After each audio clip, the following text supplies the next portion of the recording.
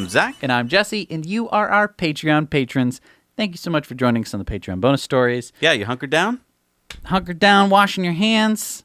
Gotta wash those hands. So important. So important. You know what?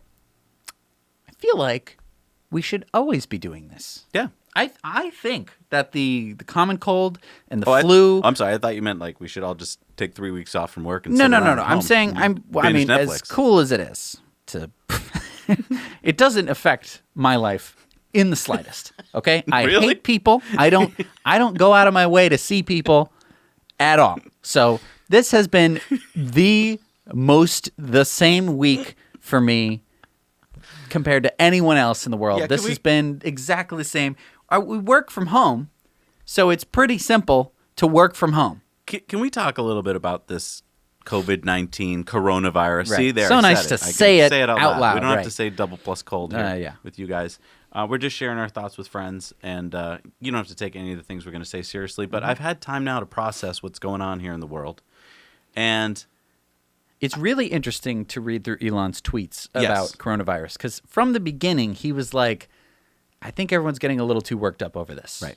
And, you know, you might look at that being like, oh, billionaire wants to just keep making money. But we all know that's not who he is. We all know that he cares about humanity. So when he said that, I was like, And now we're starting to get enough data. So if you go back through his tweets for the past week, you're going to come across some really good articles and some good analysis of what's going on. One of them is by a Stanford professor who said some really interesting things. One of which is that the only real data that we have where we tested an entire population is that Princess Cruise Line ship, where they actually tested every single person on the ship. And the takeaway from that had been the news media was like, see, it's got a 1% mortality rate.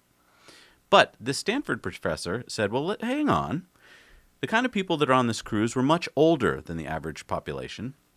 So if we mathematically applied the correct population distribution to the United States, the mortality rate is much, much lower. And that's a really good point. The second thing he pointed out was that we are not getting to see the true, when we're doing testing right now, it's selective testing. So if you come into the hospital and you're like, I'm a millennial and I've got a cough, doctors right now are turning a lot of you away saying, well, you know what, we got to save the limited tests for the people who need them. Oh, because it's like, who cares if you have coronavirus or not?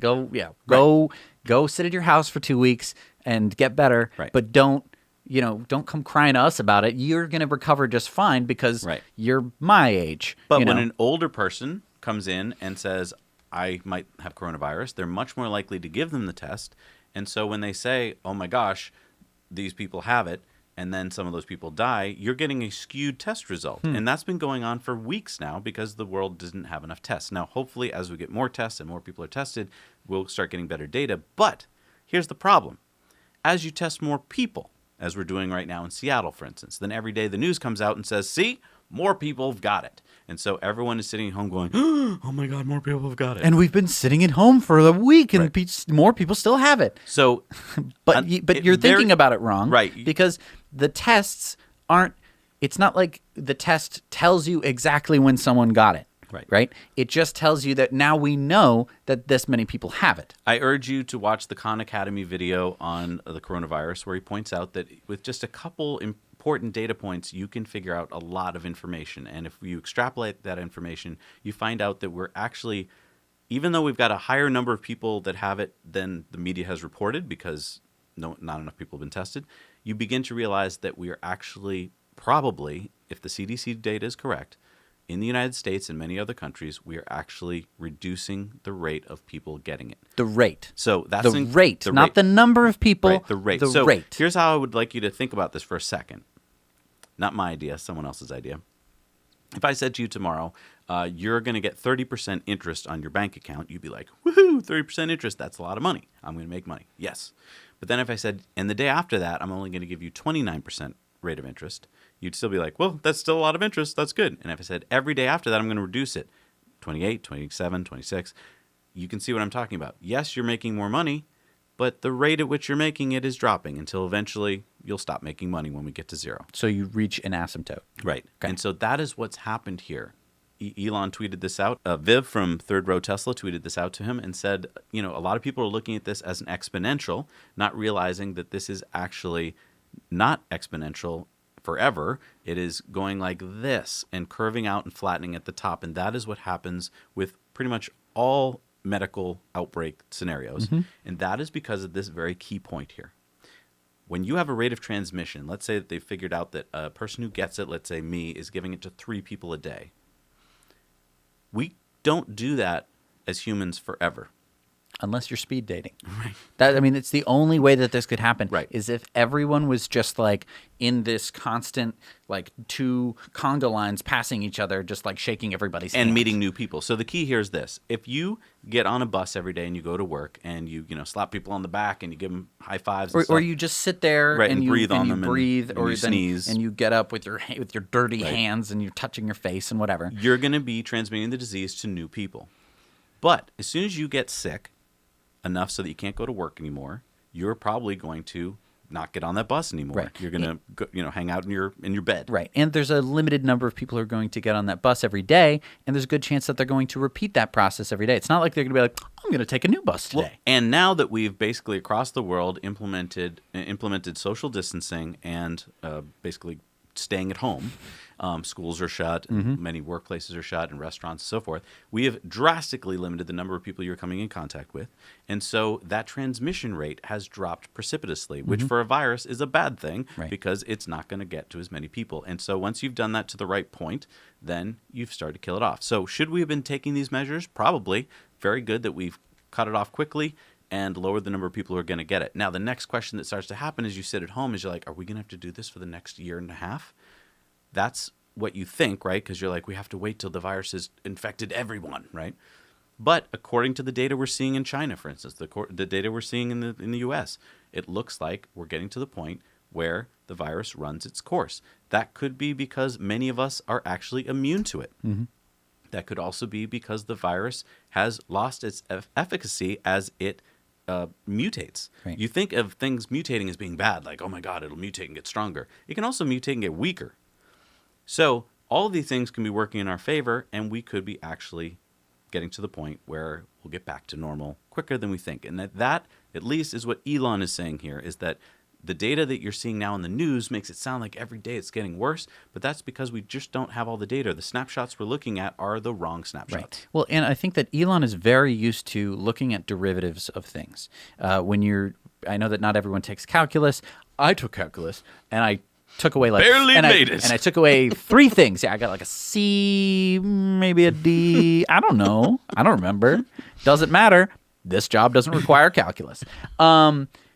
But the biggest takeaway is derivatives from calculus, if there's anything, derivatives and integrals. But basically, the derivative is the rate of change. So, position, if you're moving along, I don't, do I need to describe derivatives? No. But Elon is very good in terms of thinking about derivatives, whereas most people aren't so good at it, especially when it's like, there are 50 more cases today, and you're just like, oh my God, there's 50 more cases. But if yesterday was 60, and today's 50, and then tomorrow is 40, and then 30, and then 20, and then 10, and then 5, and then 3, and then 2, and then 1, and then 0, and then 0, and then 0. Which is what we're seeing in China. Then you're looking pretty good. Right. Now, so, that is just one thing to take away. The panic surrounding this event, shall we call it, has been pretty substantial. And that's the other point, is that Elon said that the panic is the dumb part. He didn't say coronavirus is the dumb part. He said the panic. And that's, I guess it's a natural human function that we panic, right? But that's where you need strong leadership to step in and say, okay, let's take a look at the facts here, people, and let's make sure that we're not overreacting. And so if you overreact by going to the store and buying every roll of toilet paper, then you've created a new problem where people don't have toilet paper. And now they want to fight each other for toilet paper in the stores. It's kind of like an allergic reaction in a way. Like allergic reactions, it's just your body overreacting to a certain something in your body that isn't it's harmful, but it's not that harmful to the body. And it's your body's way of saying, like, get out of this situation. Right. So if there's a cat and I'm allergic to it, Right. like, get away from the cat. Right, but it's not that the cat would actually kill you. It's Right. actually your body that's going to kill yourself. Right. And that's kind of the thing here is our overreaction to coronavirus could be even worse than the coronavirus itself. And that's what he's saying, is Right. that basically the panic could cause more problems than the coronavirus itself. Because as we're seeing the data come in, it does not appear that the coronavirus is as deadly as we thought. Right. I mean, keep in mind that this is a bad cold, and it does affect elderly people and people with pre-existing conditions and compromised immune systems very badly. But for the most part, this isn't the same as Ebola. Right. Ebola, extraordinarily deadly to just about everyone who contracts it. Let's talk about the Italian factor for Mm-hmm. a second here, because I think a lot of people got really scared when Italy entered the news. Because so many people died, and people still trying to figure out, well, wait a minute, what's happening in Italy? It turns out, if you read this article in The Guardian, this article in The Telegraph, that only about 12% of the cases in Italy are now believed to be caused by, the death cases caused by coronavirus directly. The other part, 48% of the cases of the people who came in had 3 pre-existing conditions, 25% had 2, 25% had 1. So only 0.8% of the people who died of corona had no pre-existing conditions. Right. So it is, as Jesse said, if you already have something pre-existing, this could push you over the top. Right. And of course, we knew this, right? This isn't new, but it could have been the flu that could have killed these people. I'm not saying in this case. I'm just saying if they had contracted the flu as opposed to coronavirus, they would also be significantly more likely to die due to basically the complications with their pre-existing conditions. Especially since when doctors in Italy were overrun, I mean, they had over 1,000 patients per doctor to deal with. That meant that you weren't getting any real medical care at all to speak of at an Italian hospital. Right. So if you came in needing help, you really weren't getting it. Right. So I think that is another important point. What we might find is that the virus is going to be even less deadly than we think, even if you have a compromised immune system. So that is something to keep in mind. It's not fact. We're not suggesting that you go outside and start coughing all over people, but the mind needs to know that this might be over soon, that we can kind of take a little bit of a deep breath in our minds while still washing our hands and doing all of the precautions that we're currently doing. And I mean, this is why I'm so thankful for you guys being patrons, because we can't really talk about this on YouTube without being demonetized. And for a YouTube channel to not make money off videos means that it would be like asking, I don't know, the milkman to deliver milk for no pay. Like, Right. It just can't be done. So you guys supporting us means that we can share these thoughts with you. We're not going to get a lot of randos in the comments saying, like, what you just said is You wrong. should drink bleach. Drink bleach. It'll solve all the problem. Like, yeah, we don't want to do that anyway. But I the other thing is, it took time to get these answers. Right. There's been so much just bad information And panic. And also the media just wants to give you numbers. If you ever watch the media tonight, right, when you're watching the nightly news or something, and they're just going to spout numbers at you, and your brain has no context to put them in, because they're not going to generally show you meaningful charts. They're just going to say, today in Seattle, 6,000 people, blah, blah, Right, blah, blah, and blah. we're as humans, we're not equipped to deal with the numbers that we have on this global society. You're just supposed to be able to like deal with the people that you know, and you're not supposed to have any Facebook friends. Like the human mind was not evolved to deal with having all of this information at your fingertips at every second of the day, even when you're laying in bed. Right? You're not supposed to really have that. And we have that, and that is what's creating the panic, and that is what Elon has been fighting against. I want to give an example of panic.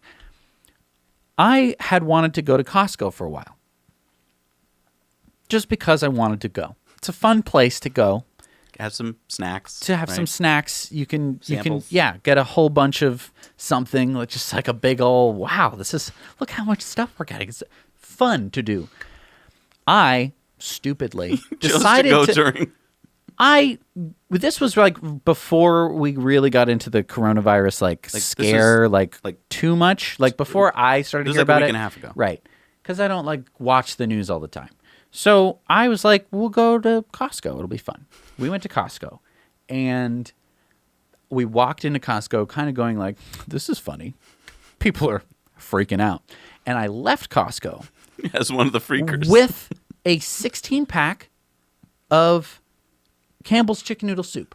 I absolutely hate Campbell's chicken noodle soup. But when I was in Costco, I freaked out. I was like, oh, Grab something. we need to get food now. We need to stock up. We need to get out. That's what you I need to grabbed? leave. I need to make sure the car is charged. I need to get a bat. We're going to keep the bat in the car. the bat I'm going to need for? to kill someone. I'm going to need to murder someone to protect my family. I'm going to need to I was so freaked out for like 3 days. I was freaked out. I was packing.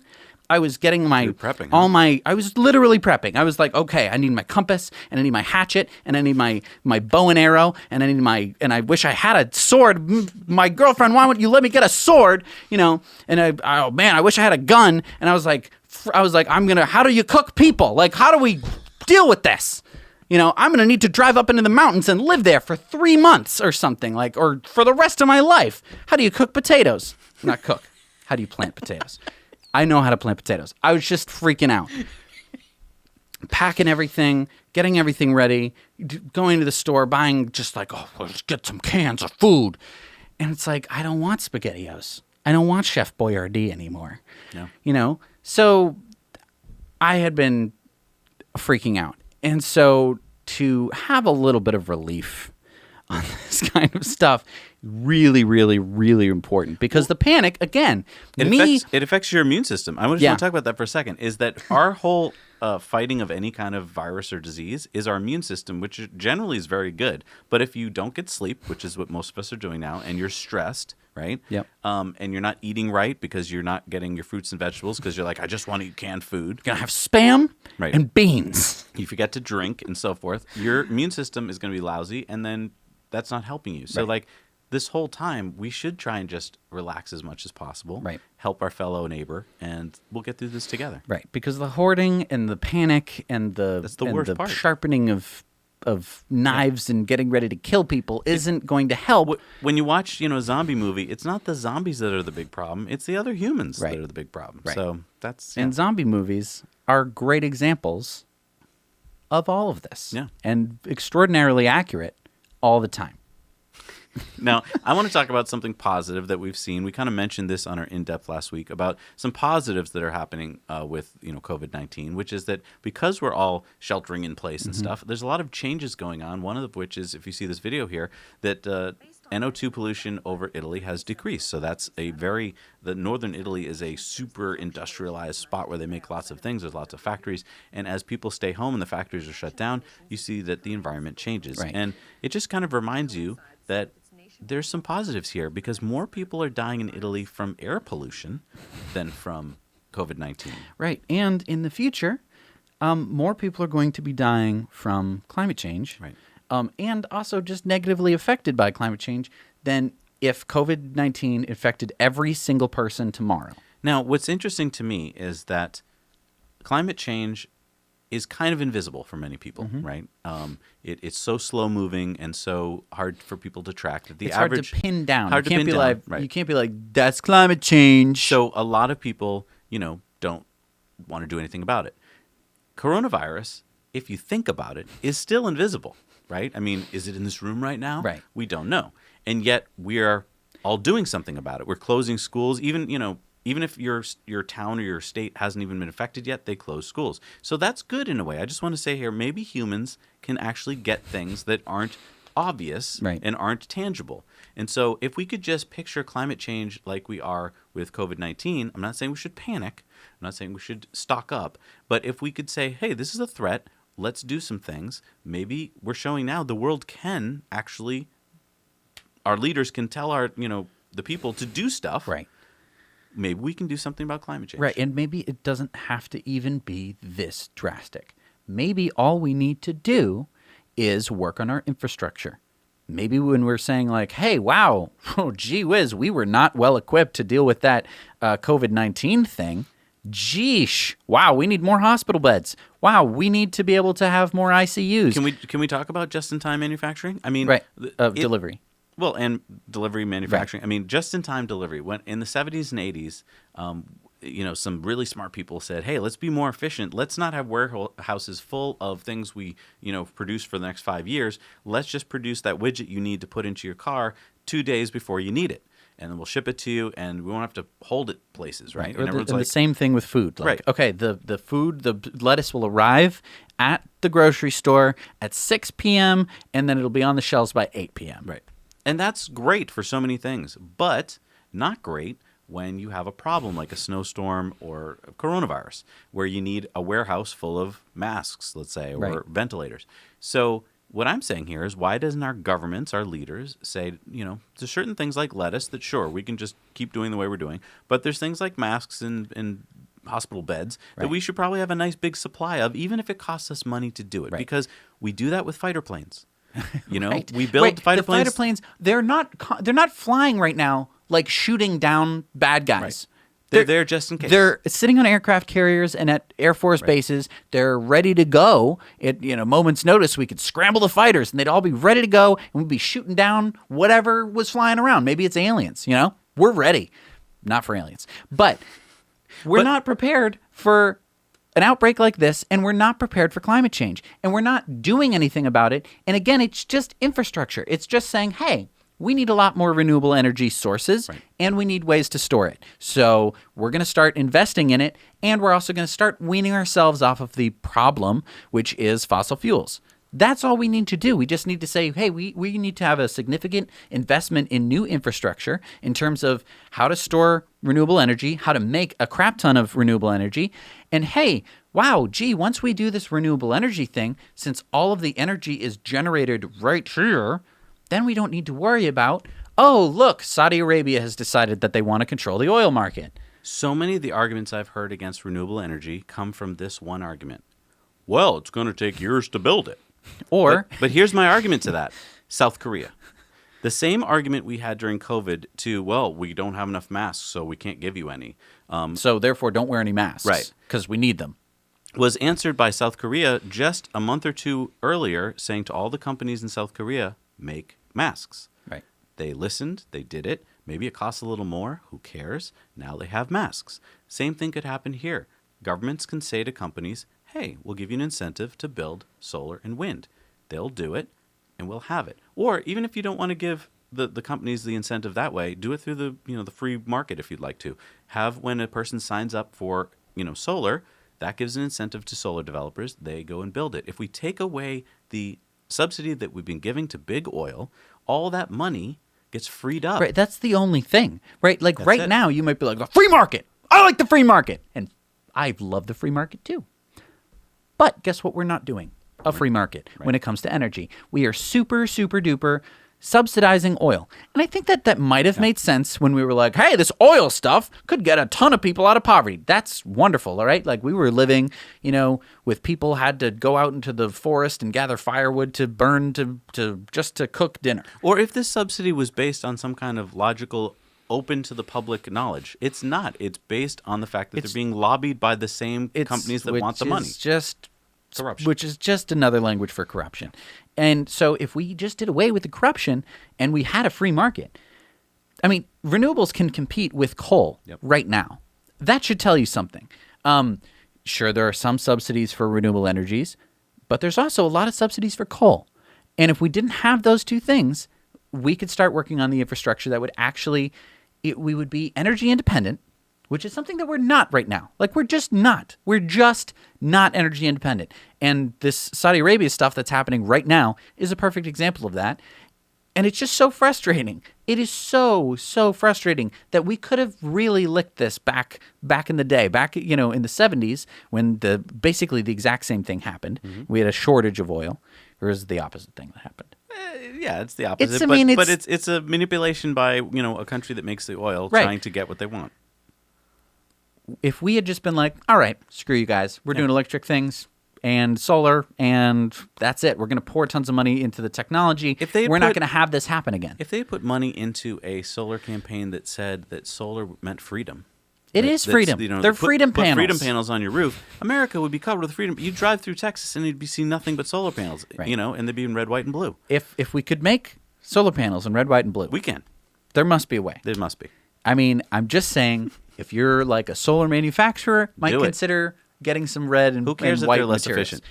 Even if they're just whatever. Yeah. I'm just, and this is the frustrating part, is that we don't have full-on big old conversations where we get down to the bottom of things. We work things through logically. We just have a lot of rhetoric and a lot of like, I believe in this guy. Why? I like him. I like the cut of his jib. Right? What? No. I want policy. I want infrastructure. That is the important stuff. Can we just focus on that moving forward, since we're going to have to do it anyway, since everyone's going to be talking about this coronavirus thing for like the rest of the year? Let's just slide in there with like, hey, you know what else is a big problem? Climate change. I don't think they're going to be talking about it for the rest of the year. No, you think we're going to be distracted by something else? I think we're going to get out of this faster than we thought, and we're going to be so happy that we're out of it that we're going to have like a reaction, like just a positive reaction. Okay, well. Like we missed a bullet. But anyway, let's get on to Todd. Todd has sent us in this video, and he has a really good question for everybody. Now, don't shoot the messenger here. If you agree or don't agree with Todd, just listen to what he has to say. He's asking, will you be Big Brother? Hi, Zach and Jesse. I'm Todd Gleason, and here's something that's been on my mind since mid-2019, yet nobody's really been talking about it. Tesla rolled out Sentry Mode in February 2019, and over the past 13 months, we've seen it catch people keying Teslas and smashing their windshields. It's even caught damage to other cars, and of course those cameras are always running while you're driving too. In fact, Tesla's using that data to build more features. Right now, all the smarts are around self-driving, identifying and avoiding hazards. But it made me ask, what else could it do? Why not identify make, model, license plate of unsafe vehicles and capture the supporting video? And once you do that, send it to law enforcement and catch reckless drivers. Sound like Big Brother? Maybe, but hear me out. All these Tesla features, from full self-driving to Sentry Mode to the eventual robo-taxi network, they're all opt-in. You choose them. You don't want self-driving? Don't want Sentry Mode? Leave them off. Don't want to rent your car out to robo-taxi? No one's making you. And that means the question is, what would get you to opt in to a surveillance network, one that could consist of millions of Teslas? Well, maybe your sense of justice, the desire to keep roads safe. If not that, then maybe the sheer schadenfreude of knowing that jerk who cut you off will pay a big fine. I mean, just look at Twitter shaming. A lot of people wouldn't think twice before turning this on. Call it Sentry Mode Plus or Cop Mode. Have it flash red and blue on the screen when it catches someone so you know you got them. But there's actually one more trick Tesla could have up their sleeves. To understand this, think about the impact on law enforcement. More speeders and more reckless drivers caught without speed traps means more revenue coming into police departments for less effort. Even if, and we can hope, cars become safer, we'll need fewer police to catch the same number of bad drivers. That frees up money, and to ensure that revenue, police departments will pay. They'll pay bounties for your footage. Money will go to Tesla, and that's an incentive for Tesla to build out their end as well. But Tesla can't do it without you buying their cars and giving them your data. And just as the robo-taxi network will profit both Tesla running the network and you renting out your car, they can split the bounties. So how do the economics work out? Let's start at the low end. Imagine each Tesla catches a single speeder per year at an average cost of $150. Now let's say police pay Tesla a 20% or $30 bounty for the footage, and Tesla splits it 50-50 with you. Tesla pockets $15. With about 1 million cars on the road, and let's say only 1/3 of drivers opt in, that's only $5 million. So the pessimistic case for this isn't big. But what if you catch a speeder every 2 months and a reckless driver twice a year, with an average reckless driving fine of $500 and the same 20% bounties? Now you get over $60 million.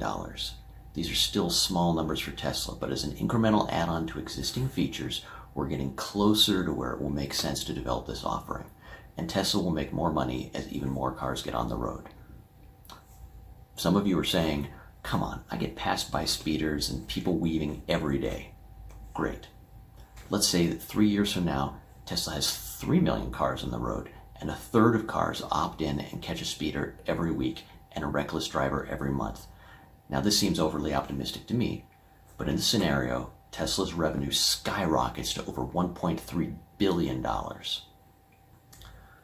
Somewhere in that vast range of 5 million to over a billion a year is a point where this makes economic sense to even a behemoth like Tesla, and a substantial portion of this could become both passive income to Tesla as well as great marketing. Your car helps keep not only you safer, but the roads safer. Auto insurers would eat it up. Hell, they'd probably save themselves money overall if they simply threw cash at Tesla to build this. Contrast this with the current state of affairs. Street intersection red light cameras are $10K a piece. They're expensive and they don't move. Meanwhile, your car already has a bunch of cameras and it goes all over the place. Plus, you don't just get red light violations. You get speeding, you get drunk drivers, you get people having a fight off the side of the road. You get thieves breaking into cars and apartments. Now, back to the Big Brother concerns. Maybe you think it's illegal. You've got a Fourth Amendment right against unlawful searches and a Sixth Amendment right to face your accuser. And these have been used time after time to fight red light cameras. Two things about that. First, those arguments have been defeated in court more often than not. And secondly, who owns the data? Not the government. It's your cameras. It's your data. You're a private citizen selling data into a privately operated surveillance network. Now, how will such a network operate? Well, the Tesla's GPS knows where it is, so a couple things may go on. Maybe the car, through its ever-improving AI, identifies suspicious activities and asks you to offer it up. You review, decide, and it gets sent up the chain. Then it gets reviewed again, and if used, you get your bounty. It can work the other way too. Maybe you get a notification every time there's a data request based on known suspicious activity in your area that your car may have seen and has recorded footage for, and you decide whether to upload it. After that same deal, you get paid your bounty if they use it.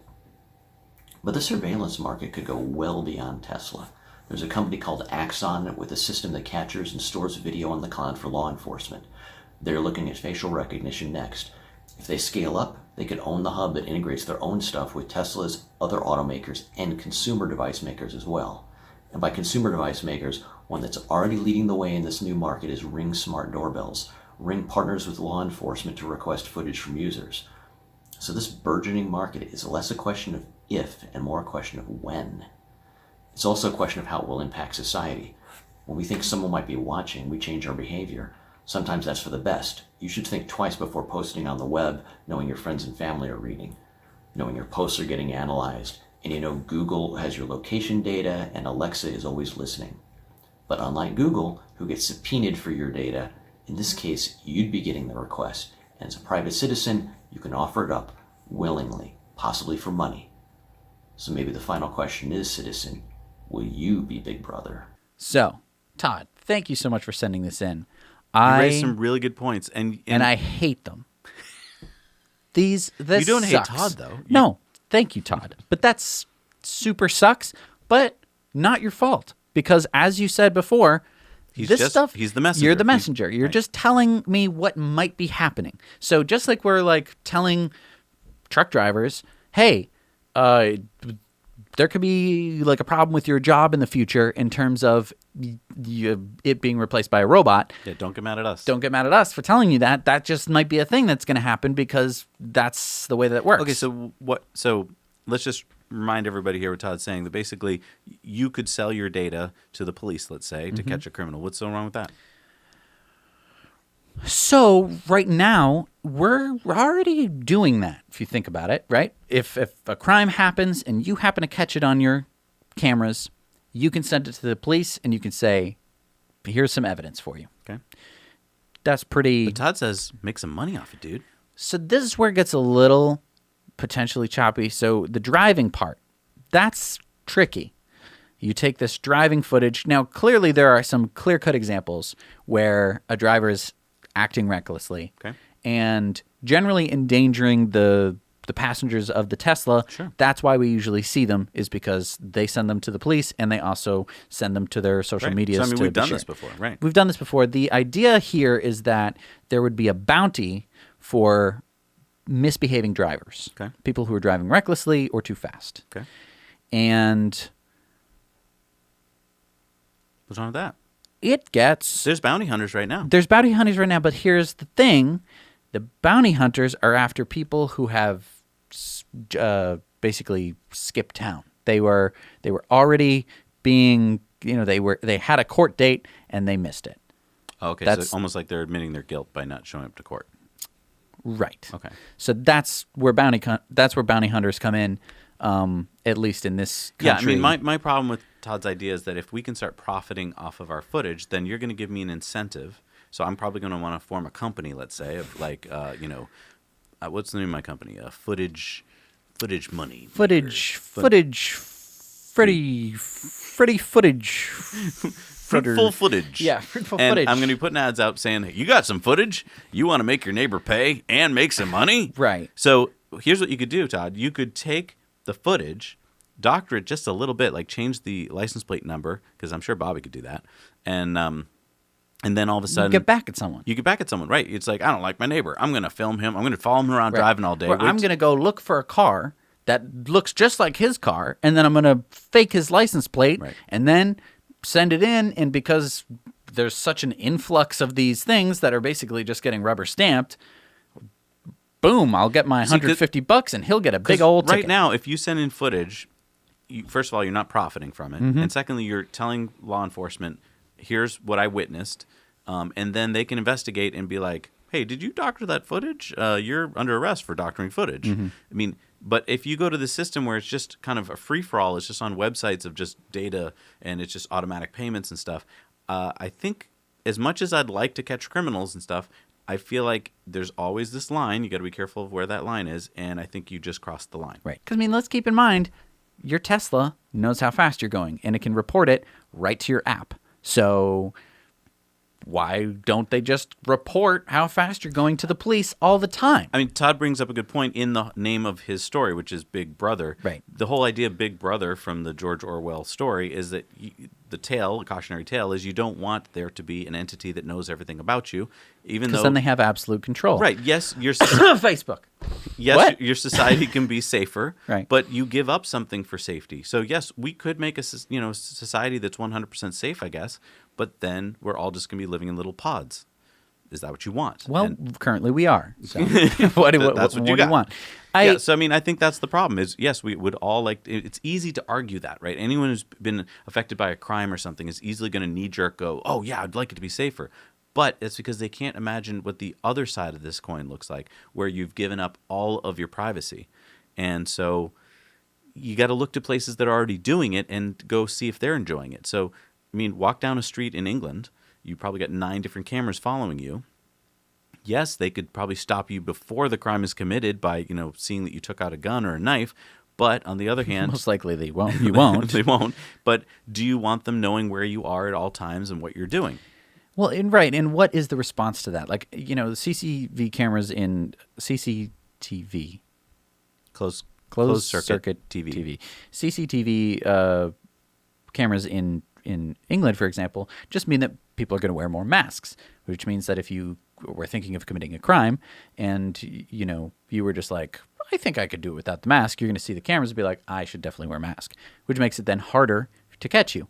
So now there's going to be a much bigger incentive to not have a license plate because you're like, okay, well, the cops basically have just, they don't need to park there with their stupid radar guns because, all these Teslas roaming around are doing the job for them. I'm just going to take off my plates. Ha, ha, ha, ha, ha. And now I get into an accident and I could just drive away and be like, great thing I didn't have my plates on. So, I mean, Todd's brought up the argument that in many cases today, they're already saying that the footage was enough. But that's only in limited cases, usually to do with speeding. Because, we've decided, I guess, to cross that line and say that for speeding cases, we're going to give up our privacy and our rights. And those were cameras that were owned by the police. Right. These weren't cameras that are coming to you from citizens who have access to the footage beforehand. Right.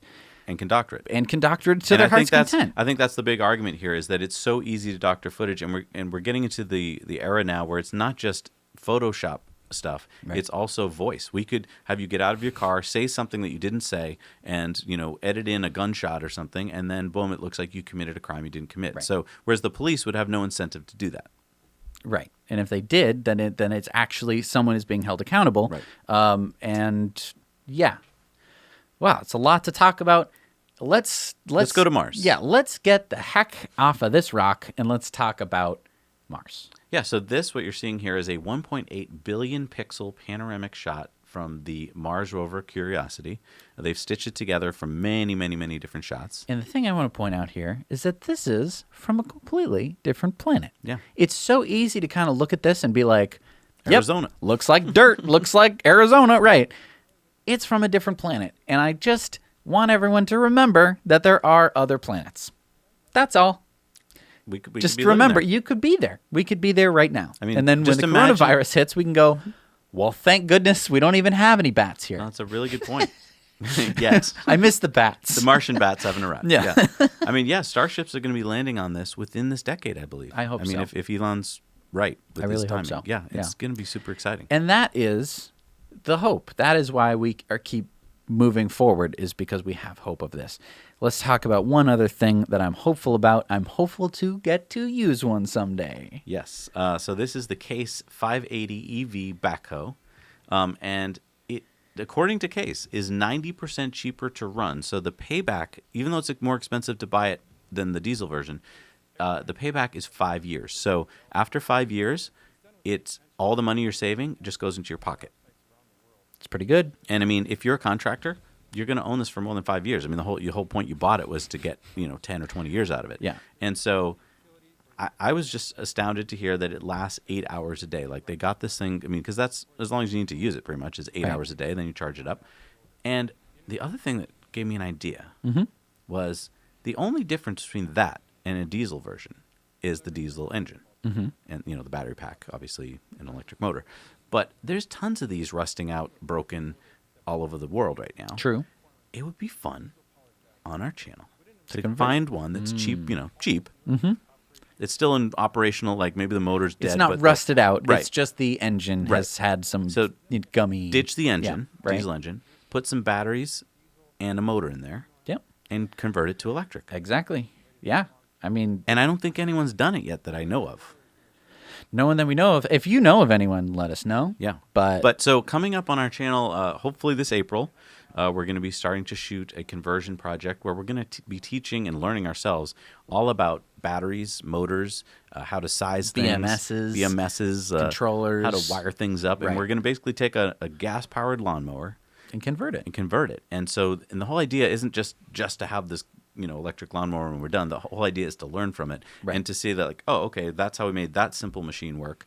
Can we go one step bigger? Right. And from there, who knows? I'd love to get to something like Yeah. this. So we're definitely going to be doing a lot of learning. We've already done a ton of learning. We've been working with Mr. G. I don't know if any of you joined us on our last live stream. Mr. G was hard at work during the live stream, getting everything ready. And we've got some cool stuff to work on. Yeah. Hopefully we can get Mr. G up here and he's not, told to shelter in place by the National Guard in New Jersey or something like that. Hopefully he can cross New York. But he does know Matt, who also lives in New Jersey, from electric That's right, with the sunlight conversions. Sunlight conversions with so the he solar could just take sailboat. the sailboat around New York. Unless the Coast Guard is shooting down boats. I don't know. In that case, I think we might pause the channel. I don't know. We'll see.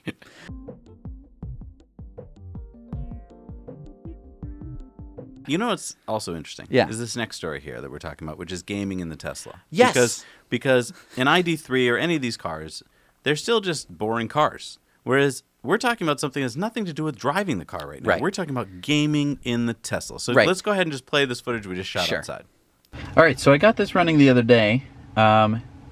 It's Rainway. It's a app that runs on your computer at home and then connects to your devices wherever you are in the world, so that way you can play them wherever you are in the world on whatever device you want. So this works on your phone, and it also works on your Tesla screen. Now there's a big caveat to that.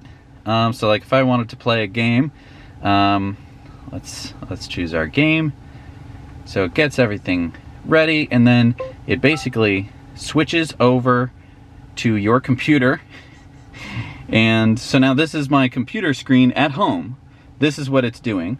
So I'll say, yes, I'd like to play this game. And there you go. Now it's starting to load.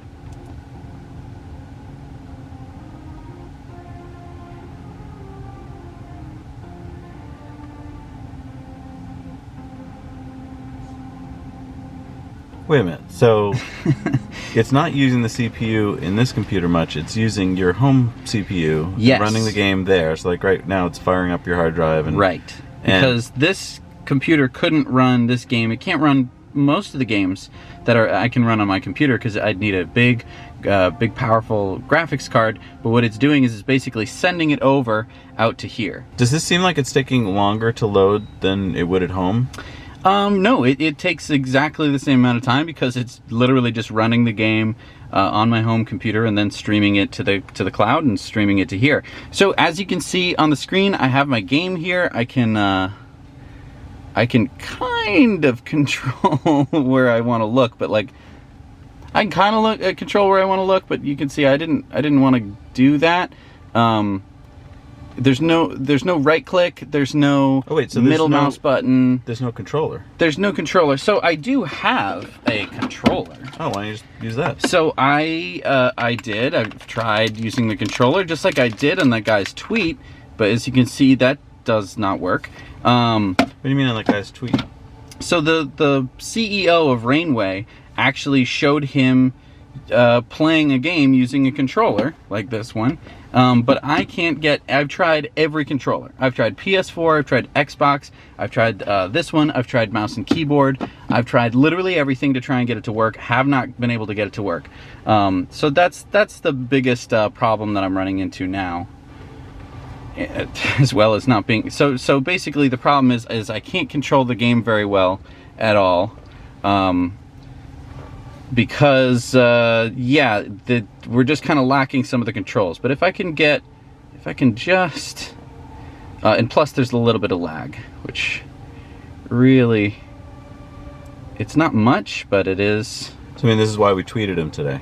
Yeah, so we tweeted him to ask. So like right now, here I am, I'm the king of Ireland or whatever, and I can, do whatever I want to do, and it's cool because I can actually click on stuff, and this is how you play the game. Yes, this is a weird game, but it's one of the only games that I have that is mostly mouse and very little keyboard and no controller. So I can sort of play this game. It's just very frustrating to do. Hey, can I ask you another question? Sure. Can you control your computer at home? Like, can you, do other stuff, not just games, but like diagnose it or do a spreadsheet? Yeah, you could. Using the same app? Possibly. The only problem being that I have no way to type. I have no way to... No, I mean once we get this fixed. If we get this fixed, yeah. And there could be a variety of apps that could let you do somewhat different things. But yeah, streaming to this screen from your computer is fantastic. And I mean, right now I'm on medium quality. So you can see, I mean, it looks fine, and this game isn't, graphically that intensive. And the music keeps cutting out for the little every microseconds. So that's definitely a problem with the streaming, which is unfortunate as well. Is it just because we have 2 bars of Wi-Fi? Like, we have better Wi-Fi? I think so. Yeah, and so, I mean, the problem that I run into in playing this game is like, here, if I want to play, if I actually want to have time advance in this game, you'll see that now the bar kind of pops up at the top, like to let me change stuff. So that's the one frustrating bit, is every time you pause, you run the risk of like exiting out of the entire game. Which isn't, it's not ideal. None of this is ideal, really. But I mean, this is early days. Probably this is going to get fixed. Sure. And I mean, the amazing thing is, there's no other car that can allow you to do this. And the graphics look amazing. Yeah, I mean, the streaming, the streaming is really good. I'm very impressed with that. And yeah, if I had like a mouse and keyboard and I actually had some control, a game like this would be absolutely no problem. You could run into lag issues, but again, this is where we're at so far. Yeah, I'm excited to see where it goes from here. This is so huge. Do you remember Pimp My Ride back in the day? Yeah, MTV. Do you remember that? They would put a PlayStation 2 in the car. I don't remember that, but okay. You don't remember that? They would put a PlayStation 2 in the back of the car so that you could play like NBA, I don't even know, like 03 or whatever year it was, in the back of the car. And it was the coolest thing. The screen was like this big, right? And they'd be playing it, and people would be like, "Wow, it's the coolest thing ever. I wish I could have a PlayStation 2 in the back of my car. Wow." And it was the coolest thing. But, I mean, you're using your home computer. And we were sitting in the middle of nowhere with your car. Like, Right. That's amazing. I mean, that's a cool thing about the Rainway app is that I can do that on my phone too, and I can actually plug a controller into it or Bluetooth controller into it, which is very fun. Did you try a Bluetooth controller, by the way, in your Tesla? It doesn't connect. It doesn't work. It only does phones. So I've tried everything that I have access to. I even went over to my neighbor's house, asked to borrow his Xbox controller. I tried everything, couldn't get it to work. So I'm convinced that the CEO of Rainway either made a YouTube video of him faking it, which is a possibility. I don't want to. We it tweeted could him. be. We'll It try could. and get It to the could bottom be. of it. It might not be. He might have figured out some hack to where it allowed him to plug in. I assume if you're the CEO of a company that does this, that this was like a high enough priority in your life that you wanted to be able to play games elsewhere, Right. that you know how to do that in a multiple variety of ways so that he could hack his car or I just think DSOT this or is so something. cool. If you want to go camping and then play a cool multiplayer game with your friends, but you're not even with your friends, like Right. you could do that. Or if you were stuck somewhere and you wanted to do some spreadsheets, boring spreadsheets for work, you could do that on your Model 3. Right. All we need to do is get the controller system up and running. It would be so cool to use a mouse and keyboard. Yeah. And Tesla could do this. Like Tesla could just have an app that you'd install on your computer. It'd be called like the Tesla Portal or the Tesla whatever. And you'd be able to control your computer from at home from your Tesla. This is my vision to when I get hired as VP of Special Operations Right. at Tesla. I'm going to have this like mission control room, and it's going to have just nothing but Twitter screens of Elon's tweets, and we're going to have like a room full of people. And it's like, oh, new tweet has come in, new tweet. It's going to be like, Team 6, get on that tweet Go, now. Team 6. Go. You've got 24 hours. Get it going. And we're just going to add monitoring his tweets like as things come in. Like, I feel like that's what they're doing already. yeah, but I think that we would be coming out with these ideas. adding to the 'cause- tweet stream of adding to ideas. the tweets, yeah, because that's what I want. I mean, because if you get this game system running in the Tesla, it's game. It's already game over. You can already play games in the Tesla. Like let's be clear and accurate here. Right. You can play games in your Tesla. You just can't play all games. Right. This allows you to play all games. all games From anywhere in the world. From anywhere in the world. It's not on any platform. It's just PC. So there are some games that aren't ported. So there are some Another games that you question. wouldn't be able to Another play. question Yeah. just came to mind. Couldn't Tesla have a server room somewhere full of cool games? Yes. And then you could. Yes. Thank you. It wouldn't have to be Ding, your ding, ding, computer. ding. Exactly. You just buy out the Yes. server space. Boom. Oh my gosh. I Sorry. mean, would that That's not why I'm gonna be VP Would that of not Special be worth Operations. a certain amount of money per month? Because Yes, it would. You're going to ante up probably at least $1,000 for a baseline gaming computer. Oh, at least. At least. At least. So Yeah. $1,000 divided over the span of a year or 3 years. Yeah. I mean, however long you're going to have it before you need to update And you're not it. going to be playing on that computer all the time, so that Right. same computer can be. And so you're maximizing hardware. Like your computer's sitting at home right now doing nothing. It's on. It's ready for me to log Right. into. But it has to be sitting there and running. Right. Tesla could be doing the same thing, but Exactly. anyone could be playing whatever game they Exactly. So want. if you Oh had- my god, Huh? this is so good. There we go. That's And what I we're don't talking even know about. what I'm talking about. See, that's the thing. I don't even know anything about this. That's the thing. You've Yeah. got the soft skills to be able to be like, Yeah. hey, could you? I don't know anything, but hey, could you do this? And then the smart people, the people who Like, actually know. Oh, of course we can. I mean, I don't want to say the smart people, but the people Yeah. who know how to actually make that happen Right. can be like, oh, I didn't even think of that. Let's go do it. You know, not to give them a funny They're Muppets. Muppet voice, but I mean, you know, Right. some of them talk like that. I'm assuming. These are the opportunities we've been talking about on Yeah. the show. There's so many cool things coming that no one's ever thought of putting games into a car before, Exactly. except for Pimp My Ride. But other than Right. that, But I mean, that's what I'm saying. Pimp My Ride was the pinnacle of cool Yep. in terms of cars. And now Tesla's doing it standard. Right. It's just like, oh, by the way, your car, the steering wheel of your car can be used And- as a part of a game. I hope that we caught how good the graphics quality was, also the audio quality. I mean, having immersive sound. Like normally you're playing with just a couple little speakers or you have to put on some headphones. Or you spend a lot Yeah. to get a nice speaker set up, and then you can't use it because there's people in the other room. Right. And they're like, can you... Turn- There's a lot of shooting going on. Can you... I don't like this. Can you turn that off? But I mean, your car is a compact built-in It's- system. For I mean, that. it's really good to watch Netflix on because you Yeah. get that immersive sound. You're like, oh, I can hear so good in here. Yeah. I know. Oh, it's just so exciting. awesome. But anyway, hey, thank you Yeah. so much for supporting this channel. Really, we wouldn't have the confidence to you would have some. It would be this weird Tesla Time news. I know that we're censoring the word coronavirus on Tesla Time news, but we wouldn't even bring it up if we were like, this is our YouTube ad revenue is our single source of income. We wouldn't risk it. We would be like, okay, well, we're not even going to discuss. We're not even going to say the current situation. We're not even going to say double plus bad cold. You're just not going to hear it at all. And you'd be like, why is this news so weird? Because we wouldn't be able to say anything. Yep. We are able to at least risk it by coming up with our own little, Orwellian word. yeah.